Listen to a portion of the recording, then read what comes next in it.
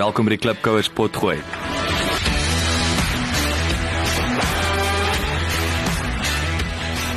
Klipkouers, waar ons elke week met Afrikaner entrepreneurs en impakmakers gesels, ten einde die beste praktiese besigheids- en lewensadvies met jou te deel. Jou gasheer en mede-klipkouer, Jacques Basson.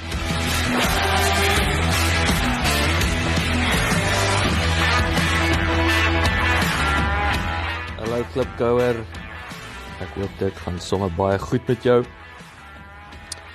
Ek het besluit om 'n bietjie gou in te check. Ek moet dan nog om verskoning vra. Ek is baie stil. Ek het onlangs bietjie na aflaai statistieke gekyk en ek het net besef, o my magtig, ek het 1 episode geloods in die afgelope 4 na 5 weke. My plan was natuurlik om dit te verminder van weekliks na elke 2 weke, maar ja, die goeie nuus is, ek is nog hard besig aan die gesels met baie interessante en dinamiese entrepreneurs. Ek is net besig om 'n paar goed uit te sort, en dit nou natuurlik nie gehelp dat Mei was sekerlik een van die interessantste en besigste maande vir my nie. Ons het 1 Mei weggespring deur huis te trek. Ja, ons het alweer getrek, so ek moet bieg 14 maande terug in die land. Ons was nie reg of lus eintlik om weer te trek nie, maar ons wou, is 'n besluit wat ons nou geneem het, en ons bly baie lekker in ons nuwe huis.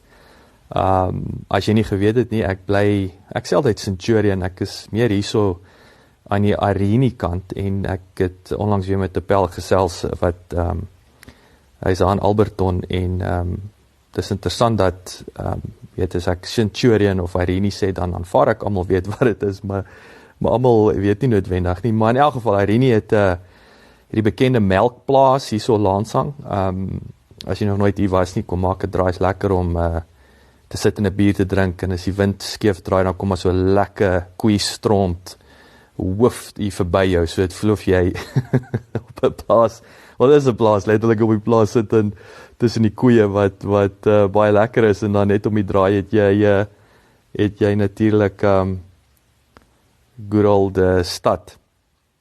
En natuurlik Jan Smuts se plaas is oorspronklik hier in Arini gewees, so jy die Jan Smuts huis, so 'n interessante bietjie geskiedenis vir die van julle wat enigstens omgee oor Jan Smuts.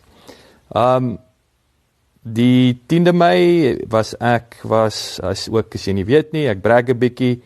Ek was 'n ATKV Media Veertjies finalis vir een van die luisterkategorieë. Nou die ATKV Media Veertjies, for what it's worth, is jy kan nou maar sê, kyk, daar's 3 kategorieë, dis die luister, dan weer enigiets wat met radio of met luister gepaard gaan. Jy het TV, wat die kykkategorie is, en dan het jy die skryfkategorie, wat nou met tydskrifte en skrywers van boeke en what have you.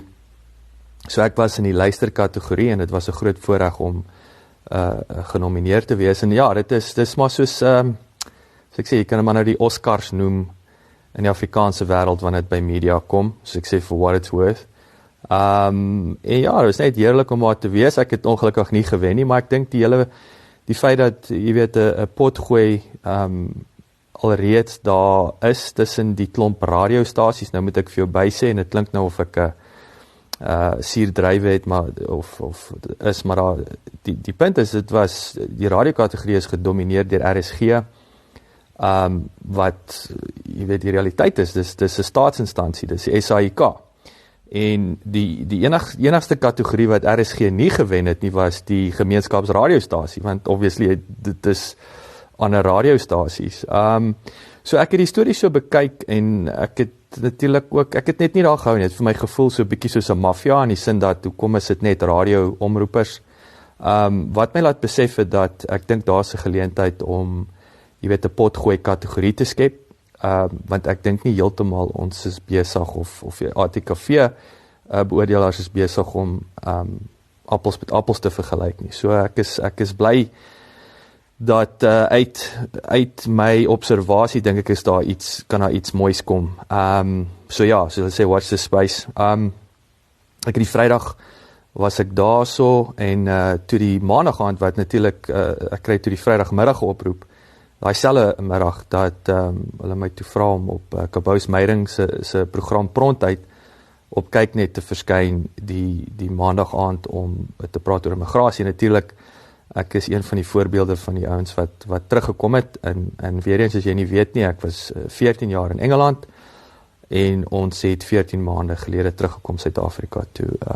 En ons is nog steeds baie opgewonde om terug te wees, en natuurlik is baie positief oor die besluit in die toekoms. En weer eens, ons het soos ek vir Kabous gesê het, 40% van die rede dat ek terug is besigheidsgeleenthede. So ek is baie optimisties oor die geleenthede, en weer eens, soos ek altyd vir jou sê, hoe meer chaos die regering veroorsaak, hoe meer besigheidsgeleenthede is daar. So jy kan nou kies hoe jy daarna kyk, of jy kan besluit dat hoe meer chaos, hoe minder geleenthede is actually gewoonlik net mooi die teenoorgestelde. Maar ja, en dan laasens, ek sê, het klink of ek nou verskrik rondloop ook hier so, wat ek het, en ek was 'n bietjie Nampo toe gewees, my tweede Nampo, verlede jaar my eerste Nampo, bietjie Botawil toe, bietjie my Vrystaat inspuiting gekry, en ek's baie opgewonde, ek's bietjie besig om nouer saam te werk met die landbouindustrie, en ek is in die proses om, ek noem dit 'n voel goed storie pot gooi, wat ek gaan loods, wat bietjie meer op, jy weet, gefokus is op die landbouindustrie. So sê, watch the space, hier kom 'n interessante ding.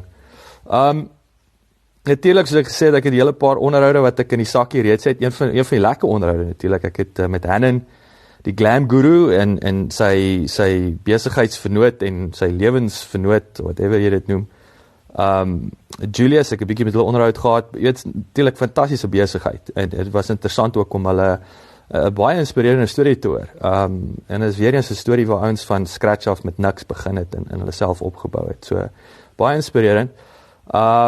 Maar die ding is wat natuurlik, hoekom ek die hoofrede, hoekom ek net een episode nog geloods het, ek is besig om te eksperimenteer met nuwe produksieproses.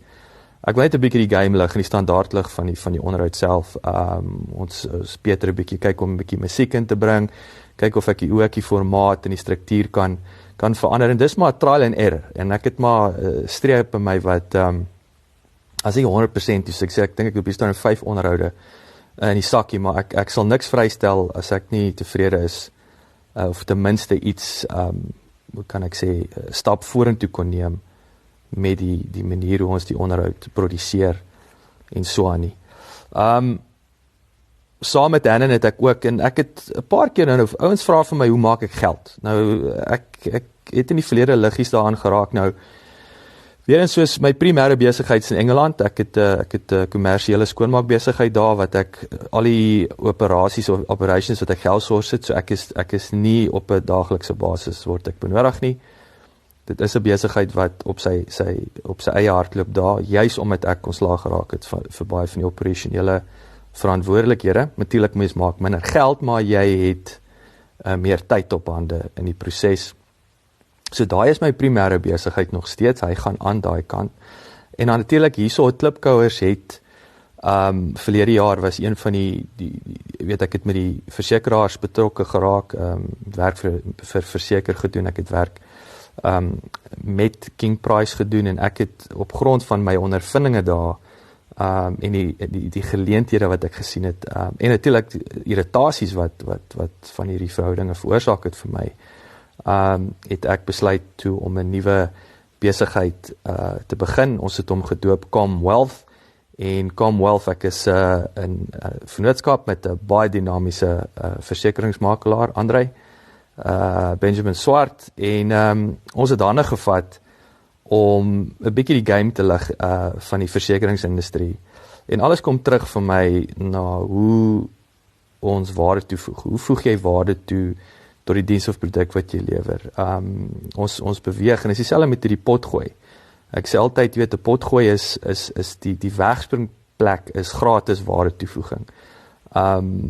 Jy kom luister, dis verniet, so sê no strings attached, maar dis ons wegspringplek, en ek wil vir jou sê, as jou diens of produk wat jy lewer, is jou wegspringplek nie gratis waarde toevoeg. Met ander woorde, jy spandeer nie 'n sent nie, maar jou lewe is ryker as gevolg van jy weet, dat jy in kontak gekom het met daai daai besigheid. As dit nie in plek is nie, is ek slegte nuus vir jou vir die 21ste eeu. Maar ja, so Commonwealth, weer eens besig om stelselmatig te bou. Ek sal later vir julle 'n bietjie meer detail vertel wat ons daarso doen, maar baie opgewonde en daai wiel is lekker aan die rol. En ja, so om daarbey aan te sluit natuurlik, jy weet, digitale media, ek sê altyd vir ons, ek sê digitale media, maar ek gebruik nou byvoorbeeld met Hannen, ek werk nou saam met 'n apteek, 'n groot apteek wat Hannen produkte aanlyn verkoop, Benz, en ek is nou betrokke om hulle te help om te kyk hoe verkoop ons meer Hannen produkte aanlyn. Maar weer eens, ek kombineer dit met my gesprek met Hannen hulle, dit is hoe kan ek sê, is 'n baie meer intieme benadering, en ek weef klipkouers as 'n noem dit nou maar voertuig, ek weef hom tussenin, strategies, en ek gebruik hom strategies, wat net 'n ander manier is om hoe kan ek sê, na die podcast, ek kyk nie na die podcast in isolasie, en hoe maak jy geld met 'n podcast, ek dink hier daar is enige ou wat net met 'n podcast geld maak, ek dink in Amerika selfs, as jy gaan kyk na die inkomste wat ouens verdien, van borgskap op sy podcast self, dis nie die groot geld nie, die groot geld, daar is altyd 'n diens of produk aan die pot gooi gekoppel, en jy kan 'n bietjie gaan kyk 'n bietjie na die Pat Flynn's van die wêreld, wat weet, een van die pioniers was, of 'n John Lee Dumas met sy Entrepreneur on Fire, wat daai John Lee Dumas verkoop, ek wil amper sê, hy verkoop, jy weet, strukture om jou podcast op te kan hardloop. Dit is sy groot besigheid, dis sy groot money spinner, en ja, hy maak baie geld met sponsorships en so aan, maar as jy gaan kyk waar die gros van die inkomste vandaan kom, is waar 'n diens of produk gekoppel is, aan die pot gooi, en nie net 'n borg nie. Inteendeel, net 'n borg is vir my, soos boring advertensie is, jy word gekoop, jy koop vir jou spasie op die pot gooi, ongelukkig kan jy nie spasie op my pot gooi koop nie, daar moet, nommer 1, ek moet jou gebruik, eerstens, en dit kan ek jou waarborg, as 'n getroue luisteraar, is dat ek sal nooit iets bemark of jou aanbeveel om dit te gebruik, as ek het nie self eerstens ervaar het, of heiliglik dit self gebruik nie, en dit is vir my baie belangrik, so ek sê daai authenticity, daai opregtheid is vir my krities. In elk geval, ek het nou genoeg gemompel, ek wil jou laat met, ek het die afgelope paar weke, het ek bietjie weer spoed opgetel my blogs, en ek het baie klem gelê op resilience, jy weet, of om jouself in 'n ongemaklike situasie te plaas, om net 'n bietjie deursettingsvermoë te groei, en ek bedoel soos, wat ek, weer die ouens wat my ken, ek vat elke dag 'n koue shower byvoorbeeld, dit is verskeie, as gesondheidsredes, dit is goed vir jou, maar dis, weet, elke oggend is opnuut, moet ek my wilskrag muscle oefen om in daai koue water in te klim, en dit skit maar net bietjie jou hok, en dan skielik as jy gedink het is koud, en jy vat 'n koue storm, dan voel die wêreld sommer 'n bietjie warmer as jy uitklim, so ek sê, dit is vir my die definisie van 'n vars perspektief, maar in elk geval, kom ek laat jou met wat ek hierdie week oor geblok het. Ek het natuurlik een van my klankingenieurs, Dario, hy sit in Japan, hy werk daarso, betrokke in die skoolsisteem, en ja, ek het 2 klankingenieurs, een is in die Kaap, een is in Japan, en hulle werk saam met mekaar, so ek is baie bevoorreg ook om hierdie baie dinamiese ouens te hê, wat, net eenou wat in die projek werk nie, hulle deel deeltyd idees met my, en ek is baie bevoorreg om met hulle te kan nou saamwerk. Maar hy vertel my toe 'n bietjie van die Japaneese skoolsisteem, en hoe daai kinders van kleintyd af, onder andere, jy weet, die kinders hardloop op klein klippies rond, en kaalvoet, is al wat hulle word as prins in 'n ongemaklike situasie geplaas om daai grit te bou. En ja, ek weet die Vrystaaters van julle, ons het natuurlik kaalvoet rondgehardloop op 'n gevriesde, amper soos 'n cricket pitch, so ons dink ek het tawer groot geword as die Japs, maar as 3 goed, kom ek deel gaan met jou hierso ter afsluiting, die 3 goeters, en definisies wat hierdie kinders geleer word. So die eerste ene, en ek gaan nou die Japaneese taal verkrag, is Nana Korobi Ya Oki. Alright, so dit beteken, jy val 7 keer, maar jy staan 8 keer op.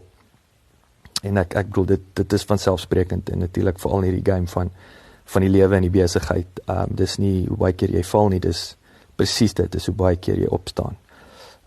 Die tweede woord is ganbatte. Dis ganbatte. En ek hou actually die meeste van hierdie ganbatte. En dit beteken doen jou beste. En nie sterkte nie. Hulle sal sê doen jou beste, ou bees, nie sterkte nie. So sterkte is amper soos 'n ja, kom ons kyk hoe gaan dit. Sterkte is jy weet dis amper dis vir my baie iffy.